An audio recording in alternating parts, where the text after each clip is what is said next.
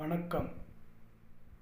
நாம் அனைவரும் வணங்கும் தெய்வம் கலியுக தெய்வம் கந்தன் என்று சொல்லி வணங்குகின்றோம். அப்படியானால் நாம் வாழும் இந்த வாழ்க்கையானது கலியுகம். இந்த வாழ்க்கையில் நமக்கு பிடித்த மாதிரி அனைவரும் இல்லை, எல்லோரும் நல்ல எண்ணத்தில் இல்லை என்று நாம் வருந்துகின்றோம்.